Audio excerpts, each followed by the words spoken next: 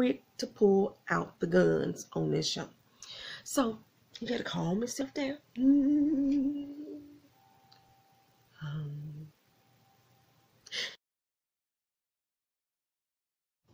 Welcome back to My Twisted Life of Poetry. I am Poetry. You are here for a Black Lightning Season 1, Episode 2, recap and review LaWanda, the Book of Hope. All right, y'all. All right, let's settle on in. As you're aware, I am still catching up. Episode 3 will post on Tuesday. Episode 4 will post on Thursday. And you will get the remaining episodes every Thursday unless something else happens. All right, so we start off with Black Lightning, Jefferson. He's in Jefferson mode right now. He's laying in the bed. Look like he's fighting off, or he's trying to calm his electric nerves, from what I can gather. And my boy, Panga, Clifton Powell, he's a minister. He's on the TV set. He's saying that if Black Lightning is back, that's all good news. He is welcome. But if he only here for a vendetta, he need to stay where he's at. But yeah, if he here for us, you know, he is the answer to our prayers, because these streets are going crazy. These 100 gangs, they won't let people rest. They're taking out people left and right, causing trouble, you know, all kind of mess. So he welcome him back if he's here to help the community. But if he's just here for his own personal beef, you know, go ahead with that. Go on with that. And I'm confused though. Why is Black Lightning's body reacting, or Jefferson's body reacting the way that it is? So, because after he came home after the big brawl, he seemed to be about his wits. He seemed to be okay. And is this the same night or is this the next day? I'm not sure exactly, but he seems to be like he's fighting himself to try to keep Black Lightning contained, keep him reined in. Like he really doesn't have much control over it if he gets angered. But he's not angry right now. He's just, I'm not sure what's going on. Because like I said, this is either the next night or the day after. And he think everything is all done and said and done. So why is he not able to rein these emotions in and keep himself calm? Well, Lynn, she's there. You know, she's sleeping over with the girls. And she comes in and tries to calm him down. You know, help stabilize the energy, massage him and talking calm to him. And he assures her that that one time was going to be it. Black Lightning wasn't coming back out no more. And she was like, you know, I feel like a hypocrite because I'm the one that told you to bring him out. He said, don't worry about that. That's it. It's one time. We're going to get our life back together. And, you know, then they smooch it up and shit, you know. So after they had a parents meeting at the high school. And old Jefferson is in his MLK speech mode, trying to pacify them with words of wisdom and quotes from Dr. Martin Luther King Jr. and all that stuff. And one of the parents get up and say, hey, Dr. King got killed. Trying to get us to think like Dr. King, he was killed too, bro. And he said, these 100, they taking our children left and right. And this one chick named LaWanda stands up. LaWanda White was her name. And she said, you know, they got mine. They got my daughter. But the police claim they can't do nothing about it because they ain't got no evidence of that. And Jefferson said, well, you know, the whole spot, the Seahorse Hotel or motel been shut down. So maybe you can reconnect with your daughter. She's like, you got them bumped up. They ain't shut down. They open right back up. And he said, what you mean they open back up? He turned around and Henderson, who's standing behind him, and it's like, yeah, at all. They open. It's just 2 days later. They didn't stay closed for long. So, and she was like, tell me something.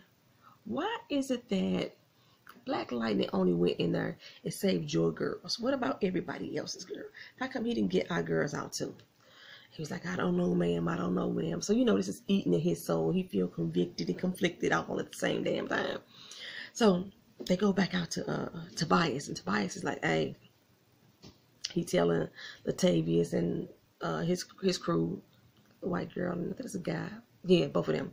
He's like, look, we need to squeeze out whoever this copycat Black Lightning is. So what we gonna have to do is put a crunch on everybody. I need you to like put a crunch on the church, put a crunch on this place, you know, all this protection that we provide them, raise their shit by 50%, you know, make these darkies feel it. Latavious is like, what you mean, darkies? What you really do hate black people like that? What the hell is going on with you? He said, no, I don't hate black people. What I hate is these weak ass, shuck and jive ass niggas like you who think y'all free. We can't let them get a glimmer of hope like that. What the hell is wrong with you? But back at the school, LaWanda's telling Jefferson, you know, her daughter, Shaquandalyn. I had to stop on Shaquandalyn for a minute. I was like, boy, did they pull that name out the woodwork, Shaquandalyn. Now, I'm not one of them black people that don't think the black people should have unique names like Shaquandalyn.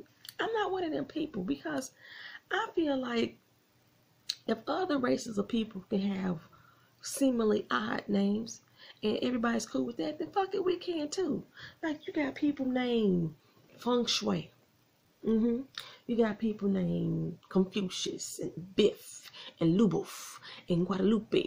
And I'm like, if God damn it, if they can have unique ass names, then we can have unique ass names too. Black people shouldn't have to be subjected to only having European names or European sound like names. We could be unique as fuck, but I got doggone names too. Okay, but let me get back to it.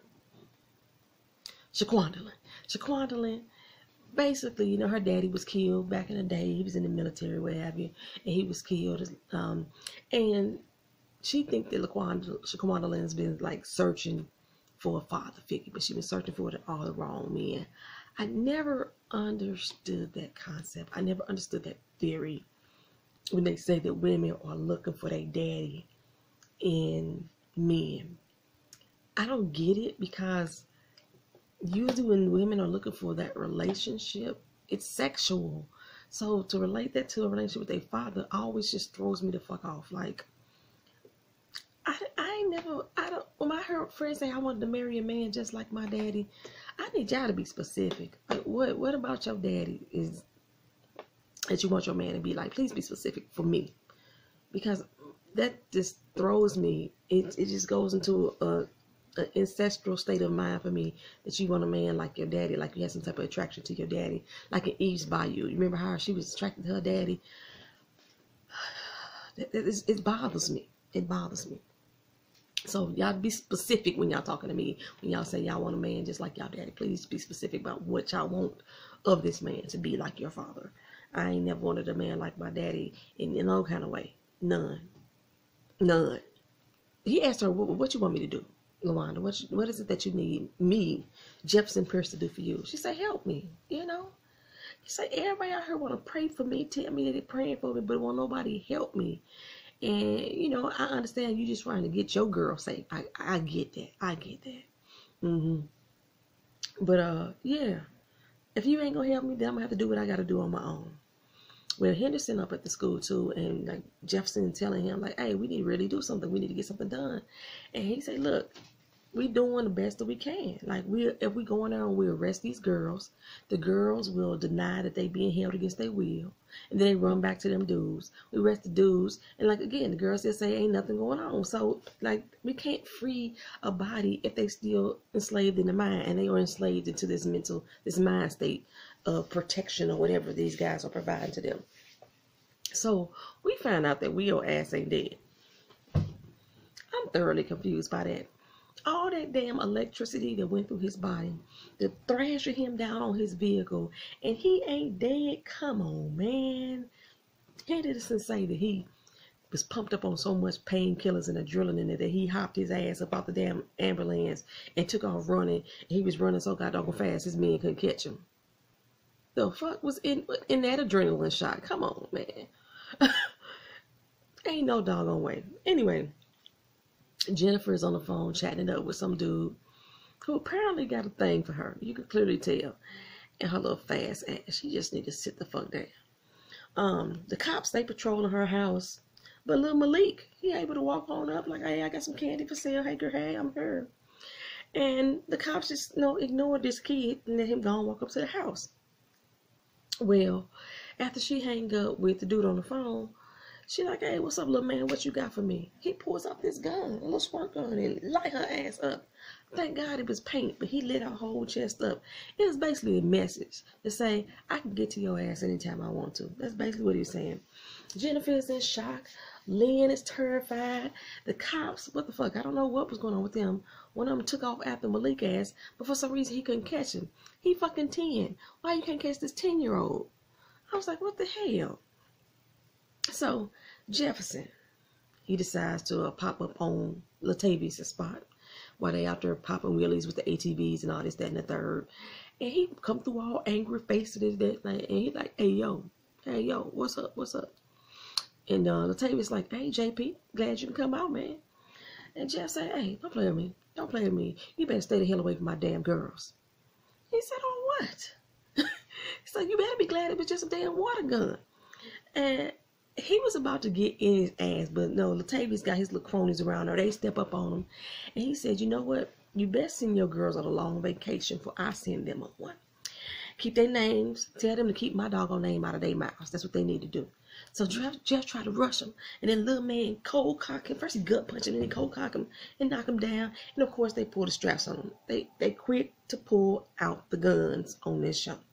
So he had to calm himself down.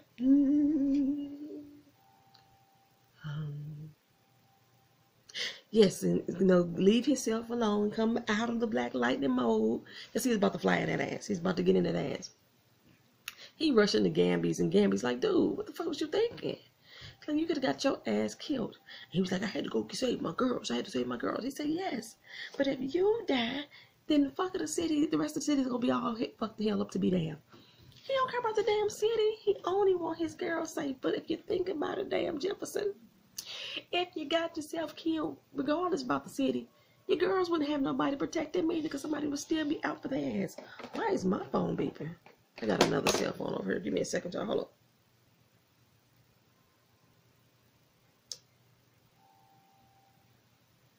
on. I just got a notification that I uploaded a video yesterday.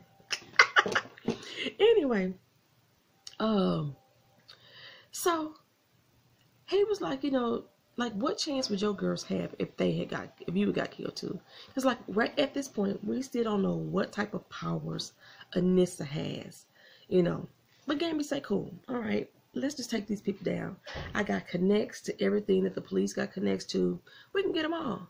But Jefferson's like, I ain't worried about nobody else. I am not worried about the source. Get my girl safe. That's it. So then we see Anisa boning with her girl. I wasn't ready. I was not ready for that. Yes, the relationship itself threw me off. I was not ready for that relationship at all. But the fact that the girl was coming up from her nether regions, that's what threw me off the most. I was like, ain't this a family show? But Anissa's up here sounding like a straight low life. Straight low life. Like, she been smashing this girl for an entire year. She ain't met none of the girlfriends. She ain't met the girl parents. I'm like, hell, girl, you her dirty little secret. I'm like, is Anissa even an open gay? Like, what the hell is going on? Well, she gave her some lame ass excuse like, yeah, I be busy. I be, like I said, some low life shit. I just be busy. And I'm like, for a whole fucking year, girl, no, you ain't that damn busy.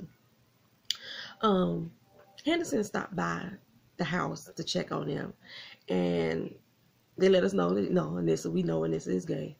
He's like, no, Anissa's with a girlfriend, Jeannie asleep. My question is, why the hell is Henderson over their house in his sand robe? He got on a robe. What the hell is he doing? Are they live that close to the neighborhood? Is he next door? I know you ain't walking through the whole neighborhood in your robe with this dog. It don't make no sense to me. He tell Jefferson, look, LaWanda done posted up outside of the hotel, and we got a few of them here in St. Louis. A few hotels like that, like a couple just like around my neighborhood. It's sad to see them hoes coming out of there. They strung out on drugs and shit. And then there's people in there with families too that's living up in there because they ain't got no. It's like the best life that they can give themselves to live into whatever hotels. It's sad.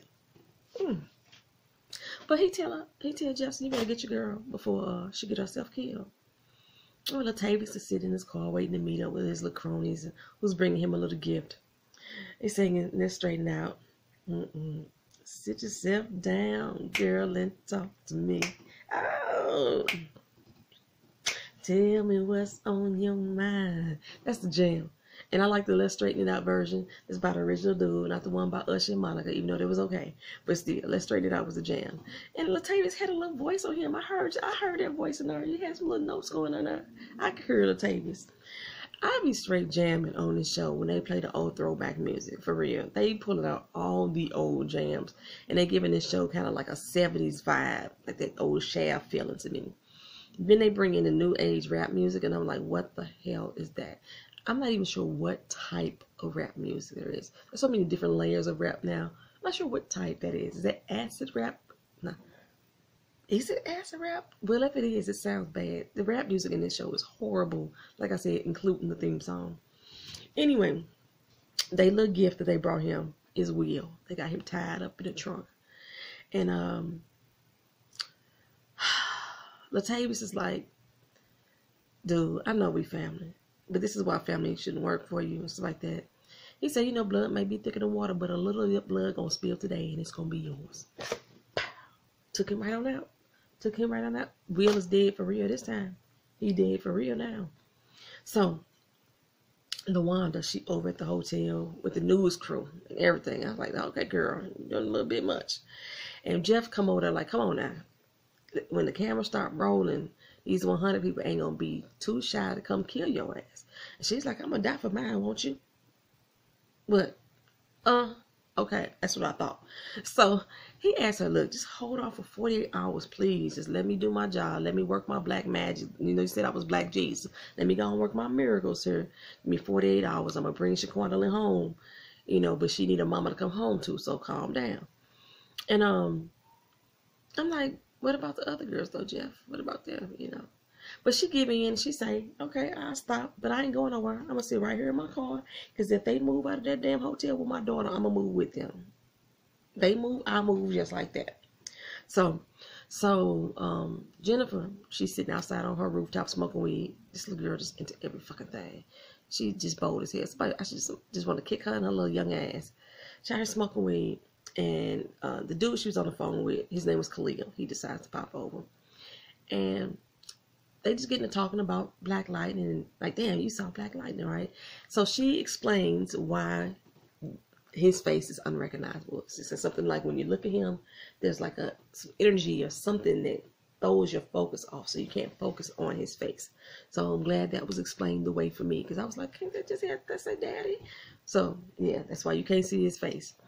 And so but the little dude is like, you know what, I thought you was dead. When I realized that you was, you know, in danger, I was like, oh shit, I could have been with her, she could have been mine. I could have had that one chance to tell her how much I care about her. So I'm gonna tell you right now, and I think we should be together. And I was like, oh, do people still do that? Do people say, hey, I want you to be in a relationship with me, I want you to be my girl, I want you to be my guy? Do they do that anymore? I thought most people just fall into relationships these days. It's just, you know, yeah, okay. That's so cute, though. He bought her a little necklace and everything to seal the deal. And she was like, oh, okay, I'll be your girl. Oh, she's still a fast ass. Anyway, Lynn, she still ain't gone home. She might as well move her ass back in. She offering to cook. They doing everything that's close enough to the nasty that they could be. They might as well go and just do the nasty. And Lynn is like, you know, the house is cool.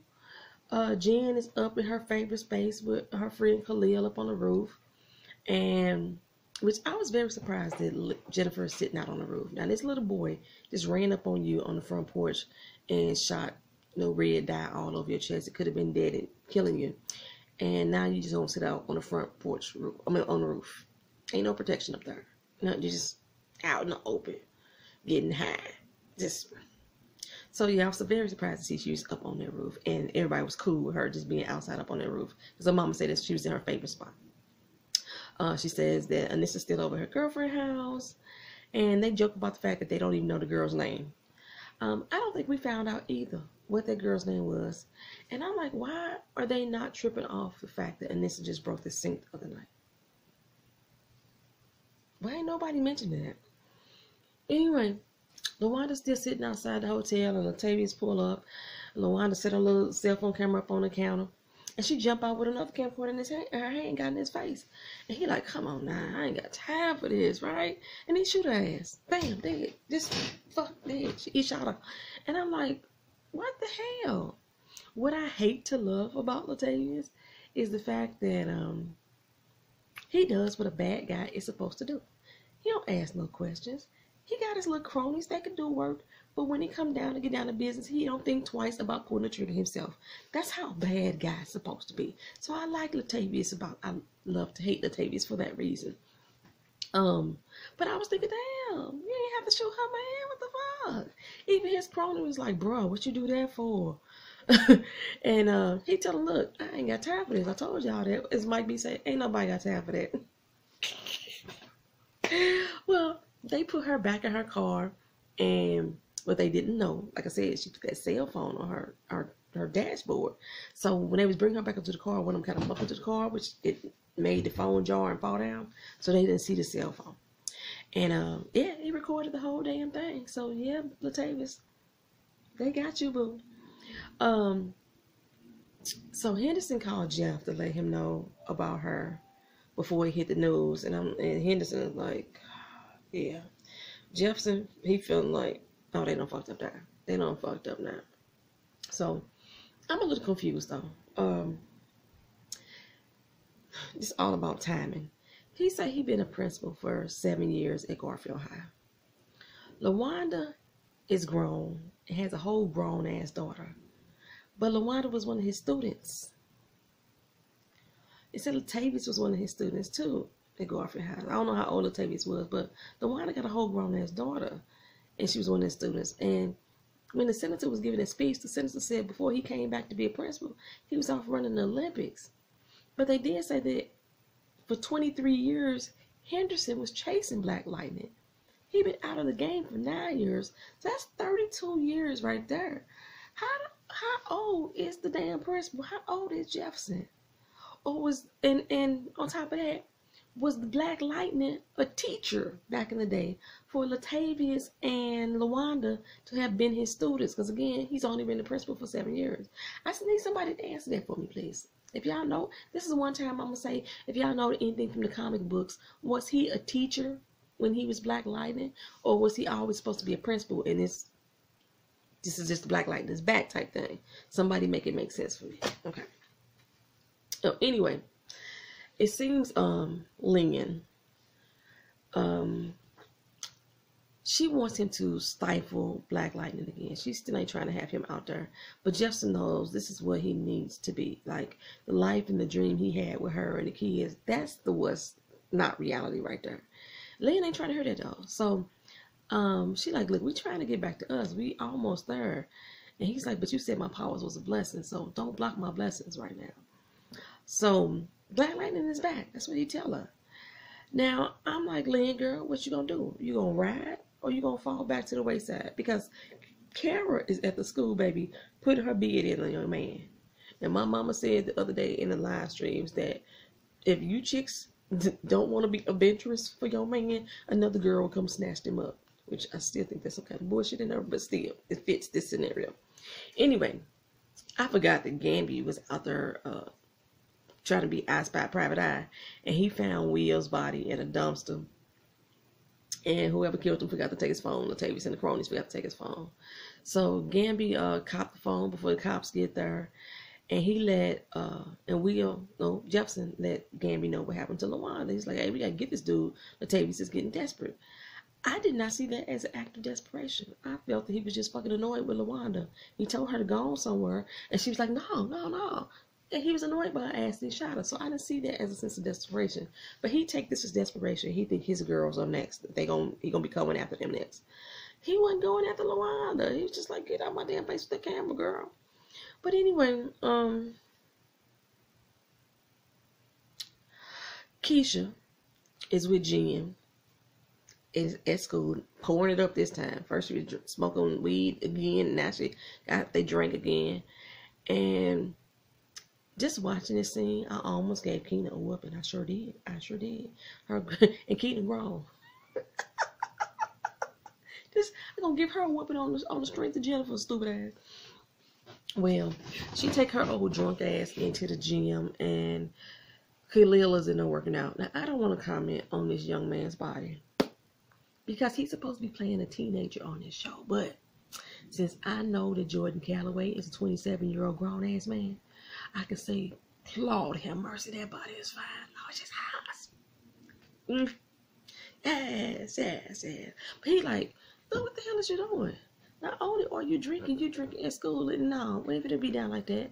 I'm trying to get myself up out the doggone neighborhood and out the situation. They act like they living in the ghetto.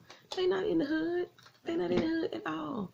Because maybe the principal just ain't in the hood. Because if the doggone police chief can walk down the street in his road walking a dog, that ain't the damn hood. But yeah, he wanted to get up out of the hood or whatever and get up out that life. You know, his brother got killed. His daddy was in jail. His mom always hustling. And he wanted to take her along for the ride. He said he can't do this with her out here wilding out, drinking and drugging and stuff. So Lynn goes over to Gamby's to confront him. And she basically trying to tell him to tell Jefferson not to get back into the life. But I guess for some reason, maybe because she a neuroscientist, that she believes that he has an addiction to this power. And she wants Gamby to act as his sponsor and to reel his ass back in. But Gamby's like, no, I don't think he's an addict. And I think that this life is where he's supposed to be. So, if anything, he's addicted to you. And if he hadn't been thinking with his heart instead of his head, or was that vice versa? If he had been thinking with his head instead of his heart, then maybe the city wouldn't be in such turmoil.